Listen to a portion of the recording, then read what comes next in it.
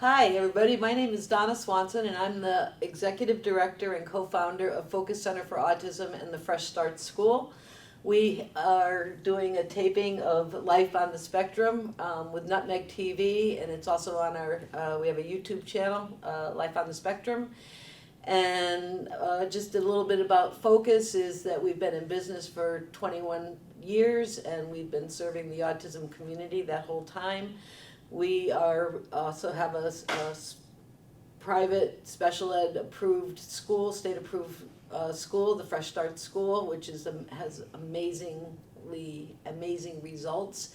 And we also have 2 residential programs. One of them is a group home in Barkhamsted for, it's a DCF home. It's for kids on 14 to 21 with autism and trauma. And then we also have a supportive housing program, which is for young adults, and we're working on adult programming as well, and transition programming. And that is in, that's a Department of Mental Health and Addiction Services program in Torrington.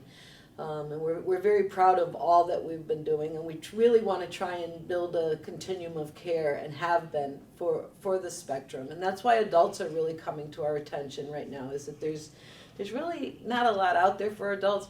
There's not a lot of services out there, period, but especially the adults are kind of left high and dry. Please like us on our Facebook page, the Focus Center for Autism, and also the Fresh Start School. You can check out our website as well. We do have a panel of experts who are kids, and we go around to all different places and talk about what life is like with autism. People really love it. If you want to book a session with us, you can just call our main number, which will also be flashed up at some point, 860-693-6127, if I get my numbers right. I think I did. I'm very excited, though, to be doing this series. And today, like I promised, we have a 2-part series. I don't know when they'll be aired, whatever, but I so wanted to get Jeannette and her son Harley in for Pride Month. And just saying, this is being taped on June 30th. So we met that deadline, right? Just about, yeah. Right. And I'm gonna just try very hard to get all this right. And you're gonna help me. I will. You Yes. will, because it's a journey. We have the autism journey, and then we also have the transgender journey, which you are so gracious about talking with us. I first met, and Jeannette, you jump in anytime too. Sure. I first met you when you were 13 years old. Yep. Correct? Yeah. And I almost started crying earlier when we were talking about this, because I could feel your pain, and every day was different with you. Could see the autism, but could really feel your discomfort within yourself, and your pain, your depression, your anxiety, your extreme love, your extreme loyalty. Especially, you were very loyal to Focus.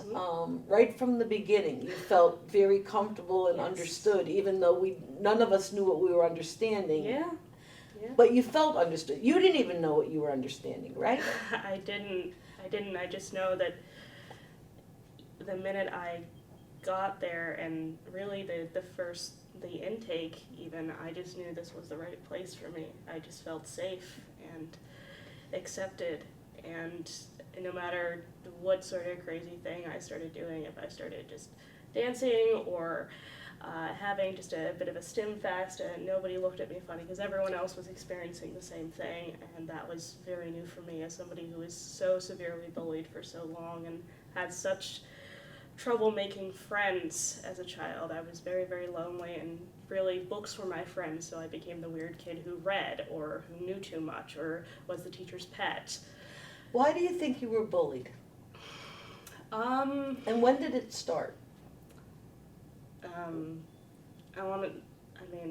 was kind of always bullied. And it was because I had a big imagination. I didn't really know what to do with it, and I kind of the lines of fantasy and reality kind of blurred for me when I was younger because I wanted to run. I wanted to escape. So I made a world for myself where I had all the power and I had all the control. And Why does that not surprise me? And a lot of the kids didn't really understand that that was what was happening and that it was difficult for them to comprehend that. And I just wanted to be accepted and to be loved, and I didn't know how to convey that, so I made myself a place where I was. And then I got here and I didn't have to make up those stories to protect myself. And how did that feeling of safety and acceptance, how did that just by being in there in that intake, how did you, what helped with that? I think it was definitely the staff, or the biggest part of that. When I met Jen, when she did my intake, I just remember feeling just very, very safe. She was just so kind and gentle and just easygoing. And I remember the first thing she did was when Aaron was there with us, and she just handed him a bunch of Legos, and that was like,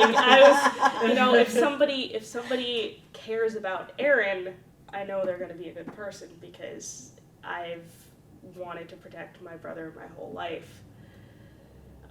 I remember, I think I was in like first grade, and there were some kids, when we were back when we lived in New Jersey, and there were some kids making fun of him because he was rolling in the grass with his Snoopy, holding on to him, and I remember just being so tempted to punch some boys in the face on the bus because they were making fun of him or calling him a spaz or something.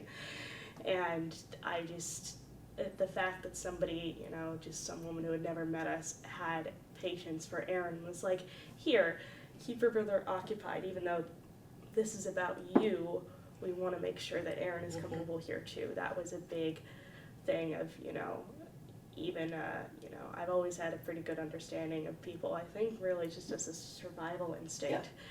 Yeah. I read people pretty well, because if I don't, well, then I end up being laughed at or isolated. So I learned how to read people pretty quickly, just so I would continue going. Now, how long were you at Focus? About 3 years. 3 years. Yeah. And they were rocking and rolling years. To put it mildly, yeah. right? Yes. You battled depression. You felt like not living. Yeah. Right? Then but you also felt safe. Yeah. So even though you were having these like roller coasters of emotions, you did feel safe. Were you hospitalized at all? I forget. Yes. I want to say yes. Yes. I was, I think, only hospitalized twice. No, I think it was No. I was hospitalized much more often before Focus. I know that. 4 times. Yeah, but like the last 2 times where I was at Focus, and they were a lot shorter because I was at Focus. Before, when I was just in the public school system, I was hospitalized quite a bit more frequently and for longer periods of time. But I remember the last time I was 15, and I remember that was like right before I left. Jeannette, your facial expressions are different. Yeah. So tell me what's going on with you, because this is a more painful, even though the end results are good. Yes. The journey triggers up some painful memories for you, right? It was hard. It was very hard to watch it happen and not be able to help, and to not know how to help. And we went, I remember, him being hospitalized so many times, and we always knew that it was something. We just couldn't put a name to it.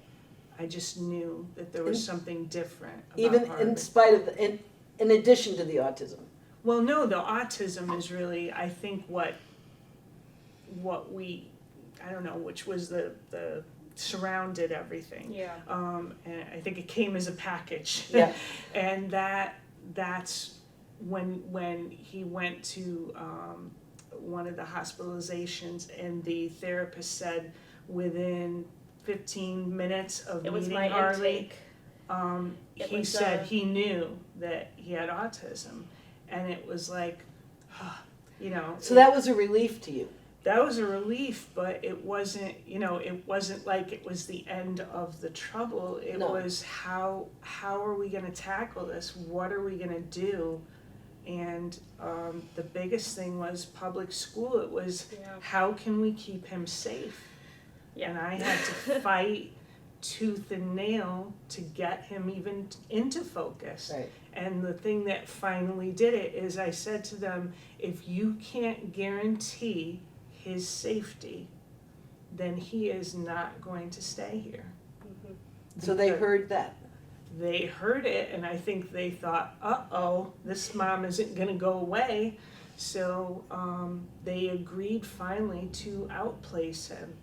I really think they just didn't know what to do, and everything they kept trying wasn't working.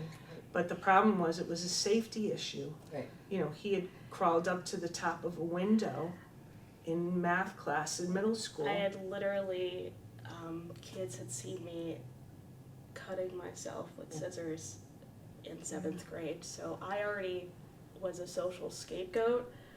So my reputation was already ruined. In middle school, at that point, nobody wanted to be my friend because it was social suicide to be my friend. Mm-hmm. I was already alienated. And we had moved in when I was in 4th grade, and everything's pretty established. These kids had known each other since kindergarten, preschool, daycare. So I was coming in, and it was a lot harder for me to socially integrate because of that, and because I was such an imaginative person. That made it a lot harder for people to accept me, and I remember my first day already labeled as weird. Mm-hmm. So I was just screwed from the get-go, and then once it became even less socially acceptable to play pretend at 12, 13, then it just got worse, and I lost all my friends I had in elementary school, and then I began experiencing, you know, struggles with my sexuality. I fell for this girl, and she did not return my feelings, and I didn't know how to deal with that, and as far as I knew, that wasn't okay, because the rest of the world told me it wasn't okay. And Were you at Focus then, or was that that was right before. right before? Right before. Because I don't remember gender issues as an issue when you were at Focus, because I think so many other issues took over. I was definitely, I remember I was just starting to struggle with my sexuality at Focus. That was the big thing, was I was trying to figure out who I was attracted to, because you got me right when the hormones kicked in. Yeah. Fun for everybody.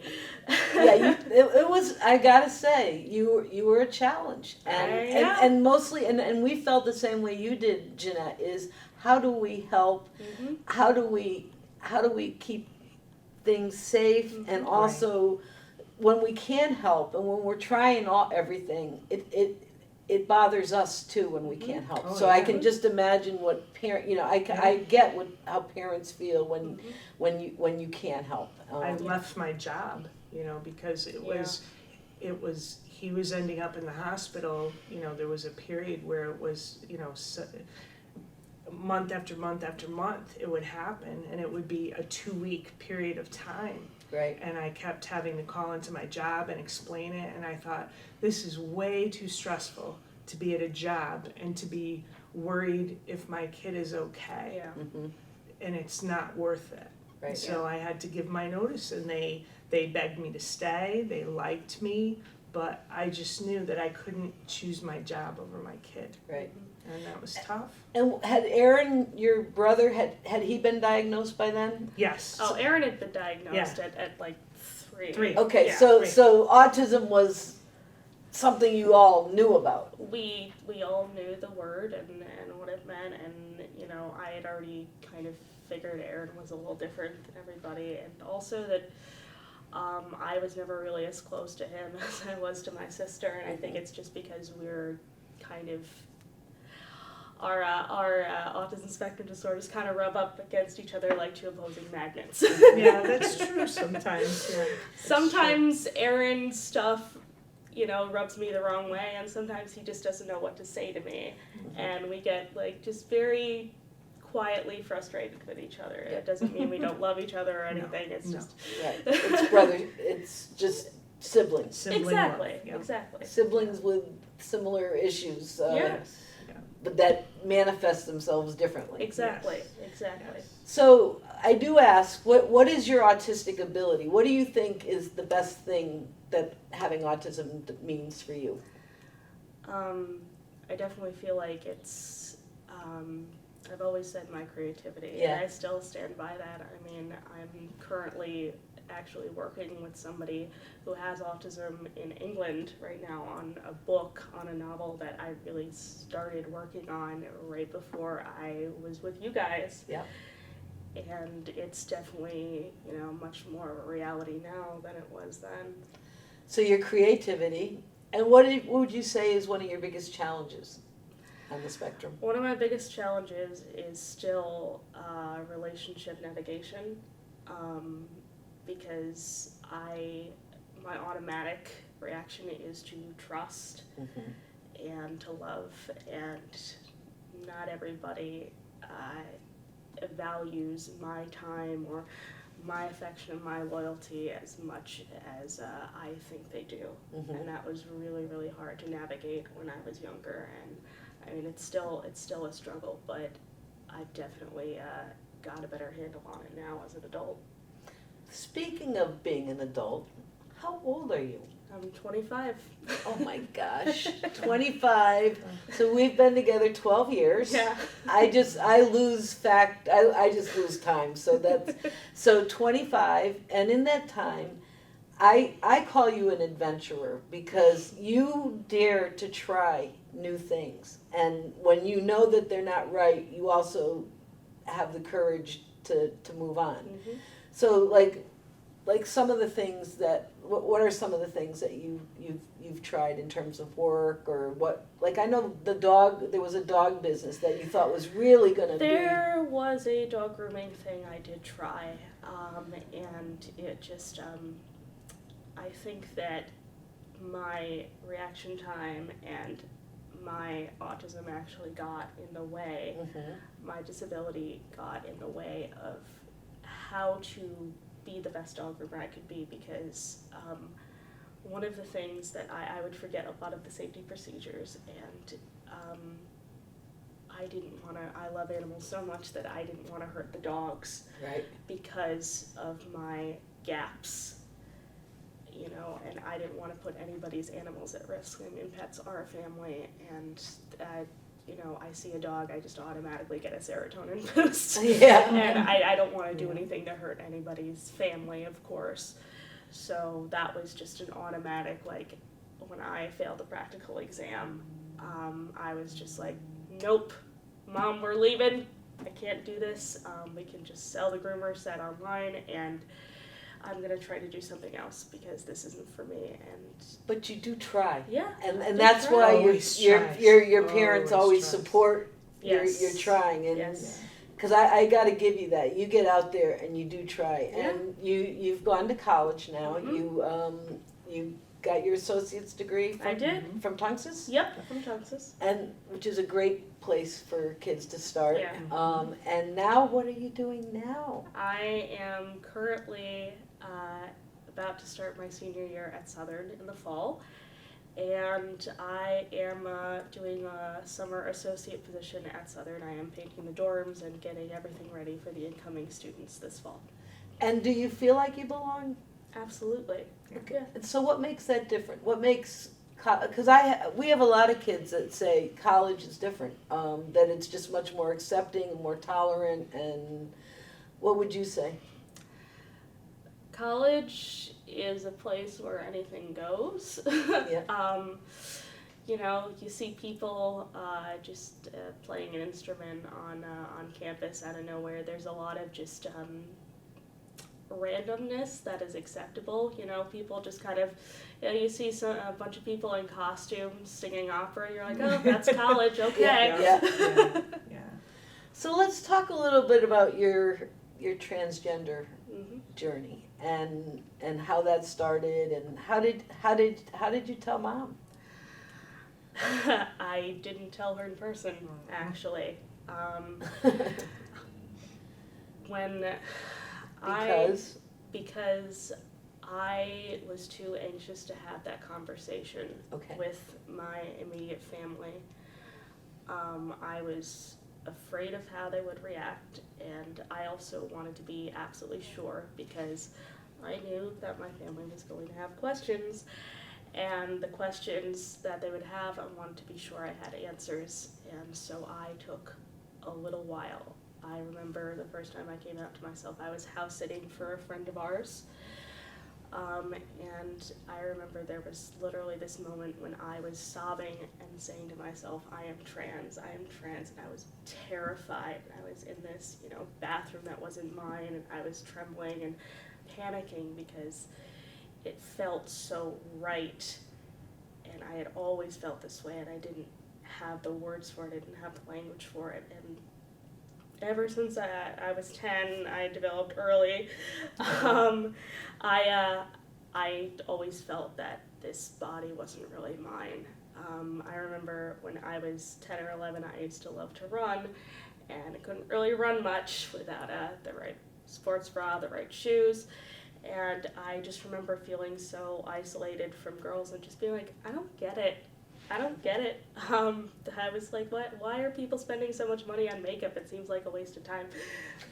So it just never, there were things about being the girl that did not fit.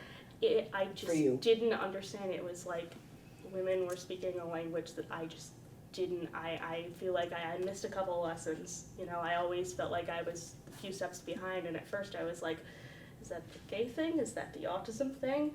And then it just became more clear, you know, once I was exposed to, I joined the Pride Club at Tunxis when I got there, and I met the president at the time was a trans man, and that was really a very eye-opening experience because I had never met a trans man in person. I had never really heard, I had very, very little exposure to transgender people in general, and you know, this was before, it was like 2014, so it was a very different world than it is now. And it was just and it was just it was a very eye-opening experience. And because I had been out as a lesbian since I was 15, because I had been able to have a queer community, and I was so lucky to have people that taught me the language so I could place it to my own identity, my own self. I remember the day I was ready to come out publicly online. I was walking to Tunxis, and I saw a King playing card outside of Rita's Italian Ice, and that was the moment I knew it was time to come out. The universe was telling me it was the right time, and Mom texted me and said, you know, why didn't you tell us? We were ready, we accept you, we love you, but I didn't know if I was going to get that reaction. But you did. Yeah. I did. And I was very lucky. And Jeannette, what would you say to that? What advice would you give to other parents? About, you know, it's funny, it's the same advice that about autism. It's just to let the gift of your child unfold, and that your child is going to tell you who they are, and you have to be ready to listen. And it may not be what you have in your preconceived notion, but Harley's taught me a lot about gender, about how a lot of those things that we all grew up with really don't matter. They really don't matter. They hinder people. So it's really just a label. If you can love the person, the individual, that's what counts. love the person. Love the person. Yeah, love the person and let them know that they're safe and that they can be who they are.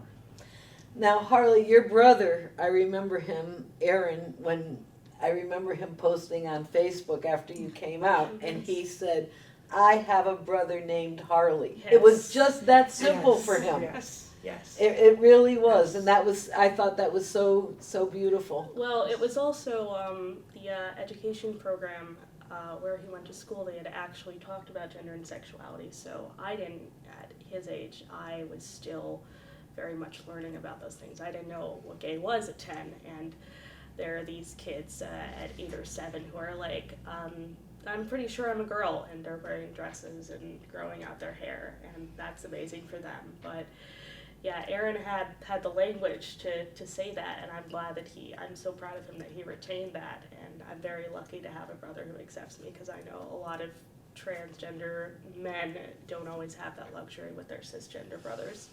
And I would like to say that you're very patient in terms of being able to talk to us and help us all understand, because it's a very changing landscape, and we all want to be able, we're finding that about so many things, that it's not just about transgender. Yes. There's so many new things that we're learning about, and we want like the history, and there's so many things that we thought we knew that we don't know. Yes.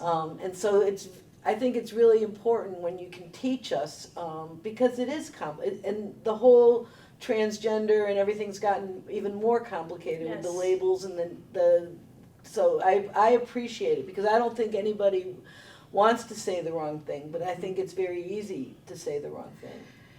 As long as you are making an effort and trying, like Donna, you and I have had a relationship for a long time, and though I have only been out as myself for the past 3 years, I know that you respect me and Yes. you love me, and you are making an effort. Therefore, when you do misgender me or accidentally detonate me, I know it is not due to a lack of respect. It is just you transitioning into knowing who I am now. And it's my pass button that that got pushed. So anyhow, I one last piece of advice or one last word that each of you would like to